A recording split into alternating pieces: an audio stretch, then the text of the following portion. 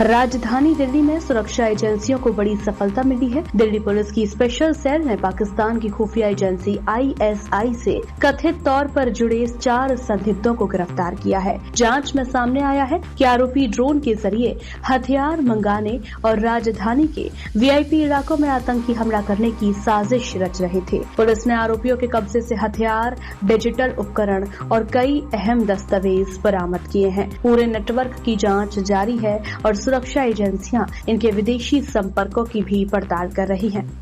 राम मंदिर दान मामले की जांच होगी और तेज। अयोध्या राम मंदिर में चढ़ावे और दान से जुड़ी कथित अनियमितताओं का मामला लगातार गंभीर होता जा रहा है। उत्तर प्रदेश सरकार अब इस जांच को किसी केंद्रीय एजेंसी को सौंपने पर विचार कर रही है। राज्य सरकार ने विशेष जांच दल यानी SIT को 15 जुलाई तक अपनी रिपोर्ट सौंपने का निर्देश दिया है। इस बीच विपक्ष लगातार सरकार पर निशाना साध रहा है, जबकि प्रशासन का कहना है कि दोषी पाए जाने वाले किसी भी व्यक्ति को बख्शा नहीं जाएगा।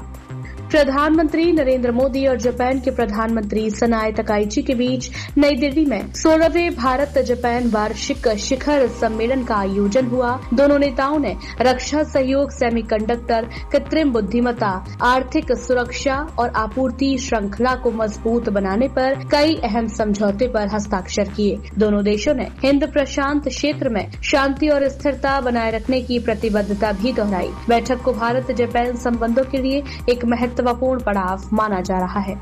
केंद्र सरकार ने मेटा को व्हाट्सएप के प्रस्तावित यूजर नेम फीचर को लेकर नोटिस जारी किया है। सरकार का कहना है कि इस फीचर से फर्जी पहचान, ऑनलाइन धोखाधड़ी और साइबर अपराध बढ़ने की आशंका है। मेटा से 3 दिनों के भीतर विस्तृत जवाब मांगा गया है और तब तक भारत में इस फीचर को लॉन्च नहीं करने के निर्देश दिए गए हैं। सरकार ने स्पष्ट किया है कि डिजिटल सुरक्षा और उपभोक्ताओं की निजता से कोई समझौता नहीं किया जाएगा।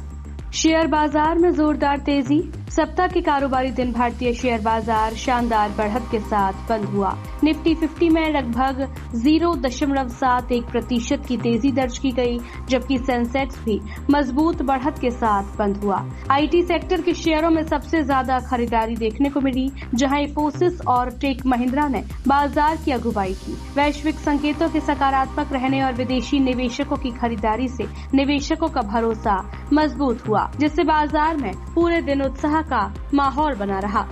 एयर इंडिया एक्सप्रेस ने मध्य पूर्व के लिए अपनी सभी निर्धारित उड़ान सेवाओं को दोबारा शुरू करने की घोषणा की है। कुवैत और ओमान के सलालाह समेत कई प्रमुख रूट अब सामान्य रूप से संचालित किए जा रहे हैं। हाल के क्षेत्रीय तनाव और हवाई क्षेत्र पर लगे प्रतिबंधों के कारण कई उड़ानें प्रभावित हुई थी। एयरलाइन ने यात्रियों से यात्रा से पहले अपनी फ्लाइट का स्टेटस जांचने की अपील की है। इससे हजारों भारतीय यात्रियों, प्रवासी कामगारों को बड़ी राहत मिलने की उम्मीद है। पाकिस्तान के गुरुद्वारा विध्वंस पर भारत का कड़ा विरोध। पाकिस्तान में 125 वर्ष पुराने एक ऐतिहासिक गुरुद्वारे को नुकसान पहुंचाए जाने के मामले पर भारत ने कड़ा विरोध दर्ज कराया है। विदेश मंत्रालय ने कहा कि धार्मिक और सांस्कृतिक विरासत की सुरक्षा प्रत्येक देश की जिम्मेदारी है। भारत ने पाकिस्तान से सिख समुदाय की आस्था से जुड़े स्थलों की सुरक्षा सुनिश्चित करने और पूरे मामले की निष्पक्ष जाँच कराने की मांग की है। इस मुद्दे पर सिख संगठनों ने भी गहरी चिंता व्यक्त की है।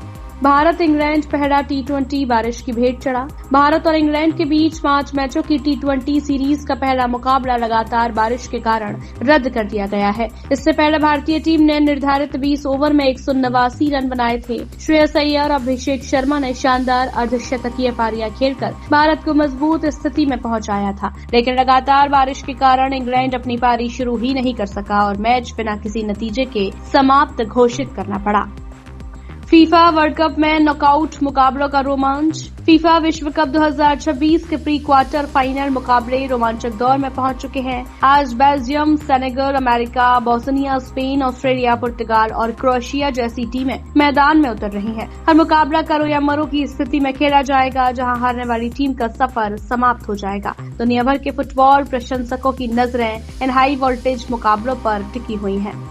उत्तर भारत में मानसून पूरी तरह सक्रिय है। भारतीय मौसम विभाग ने उत्तर प्रदेश, दिल्ली, हरियाणा, पंजाब, उत्तराखंड और पूर्वोत्तर के कई राज्यों में अगले 24 घंटों के दौरान भारी से बहुत भारी बारिश की चेतावनी जारी की है।